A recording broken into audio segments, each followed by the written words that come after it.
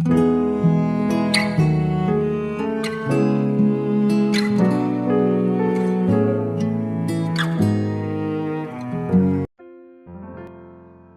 saudara yang dikasihi Tuhan Yesus, selamat malam dan salam sejahtera bagi saudara semuanya. Saya menyapa bagi saudara yang ada di Indonesia dari Sabang sampai Merauke, baik yang di kota maupun yang di desa, dan saudara yang ada di Malaysia, di Sabah, di Sarawak, di Kuala Lumpur, di Perak, dan dimanapun saudara semua berada. Sungguh senang sekali kembali menjumpai saudara pada saat ini, dan kiranya damai sejahtera dan sukacita yang daripada Roh Kudus nantiasa melimpah dalam hati dan kehidupan saudara semua. Dan kiranya saudara semua dalam keadaan baik, dalam keadaan sehat, selalu puji Tuhan. Selamat datang kembali di Pokok Anggur bersama saya, Yosia Krispianto. Mari saudaraku, sebelum kita bersama-sama merenungkan firman Tuhan, mari kita satu di dalam doa.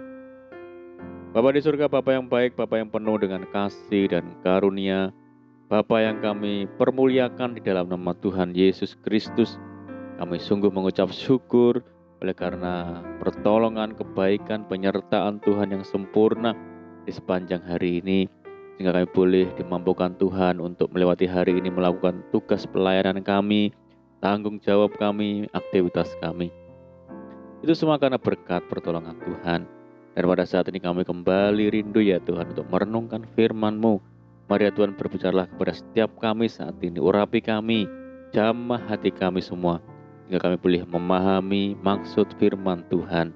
Terima kasih Tuhan, kami sungguh siap untuk merenungkan firman-Mu. Hanya di dalam nama Tuhan Yesus Kristus yang hidup kami berdoa. Amin. Baik saudaraku, kita akan membaca bersama-sama di dalam Roma pasal 5 ayat yang ke-6. Roma pasal 5 ayat yang ke-6. Karena waktu kita masih lemah, Kristus telah mati untuk kita orang-orang durhaka pada waktu yang ditentukan oleh Allah. Puji Tuhan. Saudaraku, peristiwa kematian manusia sesungguhnya sesuatu yang sangat alamiah dan merupakan bagian siklus daripada kehidupan. Namun mengapa kematian Yesus Kristus di kayu salib terasa istimewa dan dirayakan di seluruh dunia? Bukankah kematiannya tidak jauh berbeda dengan kematian manusia lainnya? Bahkan terlihat begitu tragis dan menyedihkan. Meski cara kematian Yesus merupakan salah satu kematian yang tragis dan menyedihkan, tetapi membawa dampak yang luar biasa bagi kehidupan umat manusia di muka bumi ini. Kematian Yesus Kristus tidak bisa kita samakan atau bandingkan dengan kematian para nabi, rasul ataupun tokoh-tokoh besar dan ternama dimanapun di dunia ini, saudara. Di dalam Roma pasal 5 ayat yang ke-10 dikatakan, sebab jikalau kita ketika masih seteru diperdamaikan dengan Allah oleh kematian anaknya, lebih-lebih kita yang sekarang telah diperdamaikan pasti akan diselamatkan oleh hidupnya. Puji Tuhan. Saudaraku, kematian Yesus Kristus adalah hakikat keselamatan bagi umat manusia. Karena melalui kematiannya kita diperdamaikan dengan Allah. Alkitab menegaskan bahwa oleh darah Yesus kita sekarang penuh keberanian dapat masuk ke dalam tempat kudus. Karena Ia telah membuka jalan yang baru dan yang hidup bagi kita melalui tabir, yaitu dirinya sendiri. Oleh darah Yesus yang tercurah di Kalvari, kita dilayakkan untuk masuk ke dalam tempat kudus Allah. Saudara, sebagai manusia berdosa seharusnya kita dihukum dan dimurkai oleh Allah. Tetapi melalui kematian Tuhan Yesus Kristus, kita beroleh pengampunan dosa dan mendapatkan keselamatan yang kekal. Puji Tuhan. Saudaraku, dalam Roma dikatakan, karena kita sekarang telah dibenarkan oleh darahnya, kita pasti akan diselamatkan dari murka Allah. Puji Tuhan. Saudara, jadi tanpa melalui kematian Yesus Kristus di kayu salib, semua umat manusia akan mengalami kebinasaan yang kekal. Sebab semua orang telah berbuat dosa dan telah kehilangan kemuliaan Allah. Kita tahu bahwa dosa telah merusak seluruh aspek kehidupan manusia, dan dosa itu mendatangkan murka dan hukuman Allah atas manusia. Di dalam Roma dikatakan, sebab upah dosa ialah maut, tetapi karunia Allah ialah hidup yang kekal di dalam Kristus Yesus Tuhan kita. Puji Tuhan.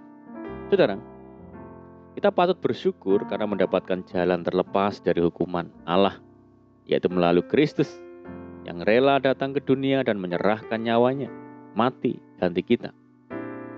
Tuhan Yesus mati untuk kita, supaya kita hidup, yaitu hidup yang kekal.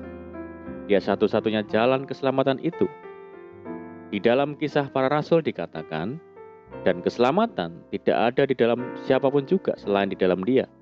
Sebab di bawah kolong langit ini tidak ada nama lain yang diberikan kepada manusia yang olehnya kita dapat diselamatkan. Jadi setiap orang yang percaya kepadanya tidak lagi berada di bawah penghukuman Allah. Puji Tuhan, saudara. Saudaraku, banyak yang beranggapan bahwa dengan berbuat baik dan beramal sebanyak-banyaknya pasti beroleh keselamatan atau masuk surga. Benarkah, saudara? Mari kita perhatikan ayat berikut ini. Dialah yang menyelamatkan kita dan memanggil kita dengan panggilan kudus, bukan berdasarkan perbuatan kita, melainkan berdasarkan maksud dan kasih karunia-Nya sendiri yang telah dikaruniakan kepada kita dalam Kristus Yesus sebelum permulaan zaman. Jadi kita diselamatkan oleh kasih karunia atau anugerah di dalam Yesus Kristus, saudara, bukan karena perbuatan baik kita. Namun, kita yang telah diselamatkan di dalam Yesus Kristus wajib dan harus berbuat baik. Saudaraku, dengan mengingat kembali pengorbanan Kristus di atas kayu salib, seharusnya kita sebagai umat tebusan Tuhan tidak lagi hidup sembrono, karena dosa-dosa kita telah dibayar lunas oleh Tuhan. Di dalam surat Petrus dikatakan, kamu telah ditebus dari cara hidupmu yang sia-sia, yang kamu warisi dari nenek moyangmu. Itu bukan dengan barang yang fana, bukan pula dengan perak atau emas, melainkan dengan darah yang mahal, yaitu darah Kristus yang sama seperti darah anak domba, yang tak bernoda dan tak bercacat. Saudaraku, dahulu sebelum kita percaya kepada Tuhan Yesus, kita adalah hamba-hamba dosa. Namun sekarang kita memiliki status baru, saudara, yaitu hamba-hamba kebenaran. Jadi kita harus hidup benar dan berkenan kepada Tuhan. Tidak lagi menyerahkan anggota-anggota tubuh kita sebagai senjata kelaliman, melainkan sebagai senjata kebenaran. Saudara, mari kita ingat selalu bahwa oleh karena kematian Tuhan Yesus, kita beroleh kehidupan yang kekal. Oleh karena itu, saudaraku, apapun kondisi kita saat ini, ingatlah bahwa Tuhan Yesus sangat mengasihi kita.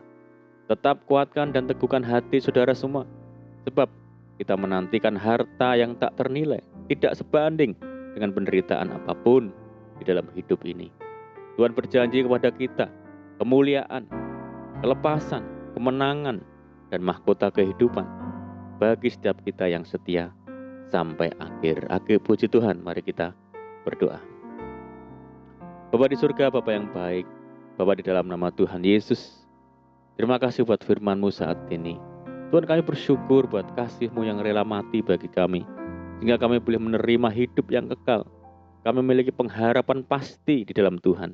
Kami terbebas dari segala kutuk dosa dan hidup dalam segala berkat-berkat Tuhan. Bahwa kami menjadi hamba-hamba kebenaran yang selalu setia kepada Tuhan sampai akhir, sampai kami menerima mahkota kehidupan. Terima kasih ya Tuhan.